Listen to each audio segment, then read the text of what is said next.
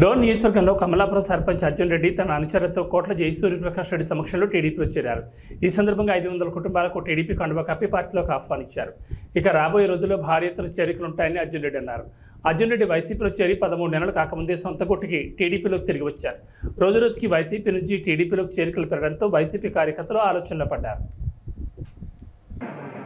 ఎక్కడ అభివృద్ధి లేదు, అన్ని చోట్ల విద్యార్థుల తెలియజేస్తున్నారు. ముఖ్యంగా మహిళల కార్యక్రమం అభివృద్ధి మాట్లాడుతున్న మంత్రి ఈరోజు ప్రజలు బ్రహ్మాండంగా మామూలు చూస్తారు. మాకు 5 ఏళ్ళు మేము చాలా నష్టపోయాం, అన్ని రకాల నష్టపోయాం. మేము మా గ్రామంలో రైతుల బతుకులు నష్టపోయినాయి, ఆడవాళ్ళు దిక్కులు లేక నీళ్ళు లేక ఆడపిల్లాడిపోతున్నాం.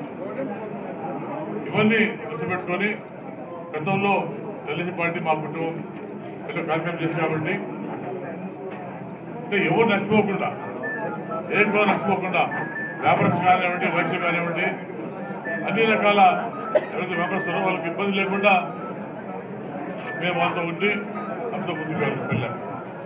ఈ 10 సంవత్సరాల్లో వాళ్ళకి బాగా అర్థమైపోయింది. ఈరోజు నడుతున్న మంత్రిని నీ మనసు చేతులు డబ్బుసుకుపోయి రాత్రికుండా జనానికి ఉండే ప్రయత్నం చేస్తారు. ఇది పద్ధతి కాదు. ఇది ఏదైనా డబ్బు ఎక్కువ అంటే అక్కడ సంపాదించి కాబట్టి అప్పుడు ఆ డబ్బుతో రైతులను కానీ ఓట్లు కొనే పరిస్థితి ఏర్పడింది. కానీ మామూలు ఎవరు డబ్బులు ఇవ్వకపోదు. అభివృద్ధి లేక అల్లాడిపోతుంటే తప్పకుండా మళ్ళీ మేము కోట్లో వచ్చాం కాబట్టి తెలిసి వచ్చాం కాబట్టి తప్పకుండా అంతా ఆకర్షిస్తారు. పెద్ద ఎత్తున రోడ్లో వైకాపా ఖాళీ అవుతుంది. ఎక్కడ సంబంధం ఆయన మాట్లాడుతున్నాడు. నేను పురుషుడు ఎక్కిస్తున్నా, దయచేసి మా నిన్న కూడా మా మీద అక్కడ కేసు పెట్టారు.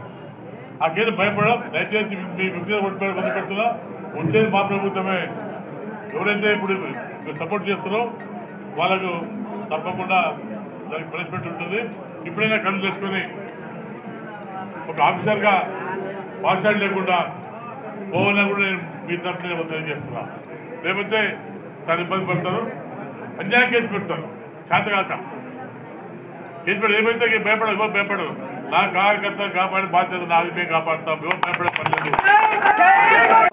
ఎంతో సంతోషకరం. ఎందుకంటే వైఎస్ఆర్సీపీలో కష్టపడిన నాయకులకు విలువ లేదు. 2014 నుండి ఆయన ఎమ్మెల్యే కాక ముందు నుండి ఎంతో కష్టపడి ఎన్నో డబ్బులు సొంత కష్టం చేసిన డబ్బులు కూడా ఖర్చు పెట్టి దాదాపు ₹1 కోటి దాకా ఆయన ఎమ్మెల్యే కాక ముందుకు లోకల్ బాడీ ఎలక్షన్లకు నేను దాదాపు ₹1 కోటి ఖర్చు పెట్టడం జరిగింది. ఆ తర్వాత ఆయన ఎమ్మెల్యే కావడం జరిగింది. సరే, నేనే అప్పుడున్న కొద్ది ఇబ్బందుల వలన నేను టీడీపీలోకి వచ్చిన తర్వాత వచ్చేసి నన్ను మళ్ళా అట్లా పార్టీలో ఉండి నష్టపోయినా తర్వాత ప్రతిపక్షంలో 4 ఏళ్ళు నాకు అనేక ఇబ్బందులకు గురి చేసినారు. లోకల్ లీడర్లు, వైఎస్ఆర్ లీడర్లు, లోకల్ లీడర్లలో వాళ్ళ పిఏలతో ఎన్నో ఇబ్బందులు పెట్టడం జరగడం, ఎన్నో నష్టాలు జరగడం. తర్వాత నన్ను మళ్ళా పార్టీలోకి ఆహ్వానిస్తే సరే అంత పెద్ద గౌరవంతో పెంచినాడు కదా అని పోయిన తర్వాత ఎటువంటి గౌరవం జరగలేదు. అక్కడ అన్యాయమే, ఏ మాత్రం గౌరవం లేకనే నేను ఇక్కడ వచ్చిన. తర్వాత కోట్ల కుటుంబంలో అయితే నేను 10 మందికి సాయం చేయగలుగుతాను, నేను కూడా బాగుంటాను, నా గ్రామం అభివృద్ధి చేసుకుంటాను, నా కాలనీ కూడా అభివృద్ధి చేసుకుంటానని కోట్ల మీద పూర్తి విశ్వాసంతో, నమ్మకంతో నేను చేరడం జరుగుతుంది. డోన్ పట్టణంలోని టీడీపీ కార్యాలయంలో జాతీయ ఉపాధ్యక్షులు కోట్ల జై సూర్యప్రకాష్ రెడ్డి మీడియా సమావేశం నిర్వహించారు. ఈ సందర్భంగా మాట్లాడుతూ సానుభూతి కోసమే గొలకరాయి డ్రామా ఆడుతున్నాడని కోట్ల అన్నారు. 5 ఏళ్లలో సీఎం జగన్మోహన్ రెడ్డి రాష్ట్రంలో ఒక్క పరిశ్రమ కానీ ఒక్క ప్రాజెక్ట్ కానీ పూర్తి చేస్తాడని ప్రశ్నించారు. 5 ఏళ్ల పాలనలో జగన్మోహన్ రెడ్డి ప్రజలకు చేసింది ఏమీ లేదన్నారు. ఇప్పుడు జగన్మోహన్ రెడ్డి చేపట్టిన బస్సు యాత్రలో ఎన్నికల ప్రచారంలో ప్రజల నుంచి తీవ్ర వ్యతిరేకత ఉందన్నారు. కోడికత్తి డ్రామా, బాబాయిని చంపి గుండెపోటు డ్రామా, గొలకరాయి డ్రామాలు ప్రజలు నమ్మే పరిస్థితిలో లేరన్నారు.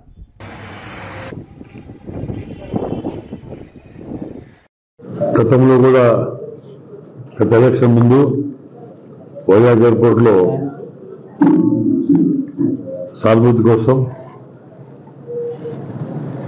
కోడికత్తి ఎయిర్పోర్ట్లో ఒక అమాయకుడు దాడి చేశారు చెప్పి, అట్లా అమాయకుడు ప్లాన్గా చెప్పి సింపతి కోసం రామేశాడు. ఈరోజు మళ్ళీ 5 సంవత్సరాల్లో ఎటువంటి డబ్బులు జరగలేదు, ఏ కులం కూడా సపోర్ట్ చేయడం తెలుసుకొని సానుభూతి కోసం రామాడాడు. అంతా సెక్యూరిటీ పెట్టుకొని పర్దాలు కట్టుకొని చెట్లు కొట్టేసి రకరకాల పోస్టర్లు పెట్టుకొని చుట్టూ ఆయన కార్యకర్త పెట్టుకొని చేసి డాడీ నోడుకుంటుంది. ఎంత ఇది కొట్టాలంటే నిజంగా ఉంటాడు. ఎవడైనా మనం కూడా చూస్తుంటాం, ఊళ్ళో చూస్తుంటాం. కొట్టాడు వాళ్ళు కోపంతో తాగి కొడతారు.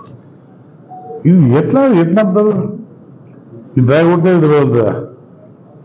కాబట్టి ఇప్పుడు ఇవన్నీ ఎలక్షన్లో ఓడిపోతాన భయంతోనే ఇవన్నీ క్రియేట్ చేస్తున్నారు. It's fact. అన్ని కులాల్లో మతాల్లో ఈ పార్టీ మీద వ్యతిరేకత పెరిగింది. వీళ్ళు చేసే అరాచకాలు, వీళ్ళు చేసే దౌర్జన్యాలకు నిన్న మొన్న ప్రకాశం జరిగింది. ఈయన శ్రీరెడ్డి ఒక ఈయన మనిషి ఒక లాస్ట్కి ఎప్పుడు ఒక వాట్సాప్ పేజ్ పెట్టాడు, 4 రోజుల్లో ఒక అభివృద్ధి జరగబోతుంది. ఎలా వచ్చింది? జగన్ వారానికి రావడం జరిగింది. అంటే pre plan. Jaganmohan Reddy pre plan గా టీం పెట్టుకొని అందులో పోలీసు అంతా ఉంది. ముఖ్యమంత్రి మీద కొట్టాలనుకుంటే రాయితో కొట్టి నిజంగా ఉద్దేశం ఉంటే ఎవరిగాని నడక కాబట్టి పూర్ణందరూ రాసిపోయిందంటే ఎవరు మామూలుగా చెప్పేస్తూ బ్రహ్మాండ ప్రొడ్యూసర్ ఆయన టీవీ ఫస్ట్ సాక్షి చూపిస్తాడు. సాక్షి చెప్పలేదండి. ఏంటి దగ్గర పోతుంది? కరెంట్ ఎంత పోతుంది? కరెంటు మామూలుగా 9 hours మాత్రమే కరెంటు పోతుంది. లేదా టౌన్లో కరెంటు పోదు. అదే కరెంట్ ఎంత పోయింది? కరెంట్ పోయిన పరిచయం మనుషులు ఎట్లా వస్తామని నాటకం. ఇంతకుముందు కోరిక తిన్నప్పుడు వైజాగ్లో ట్రీట్మెంట్ చేయకుండా హైదరాబాద్కి వచ్చాడు. హైదరాబాద్ నేరుగా హాస్పిటల్ పడుకున్నాడు. ఇది మన నాటకం కూడా ఇంతకుముందు మన కేసీఆర్ చేశాడు. కేసీఆర్ అరెస్ట్ చేస్తే వచ్చి హాస్పిటల్ కూడా సిబ్బంది కోసం చేశాడు. సిబ్బంది కూడా ఉత్సాహం పనిచేస్తుంది. పొద్దుమూడు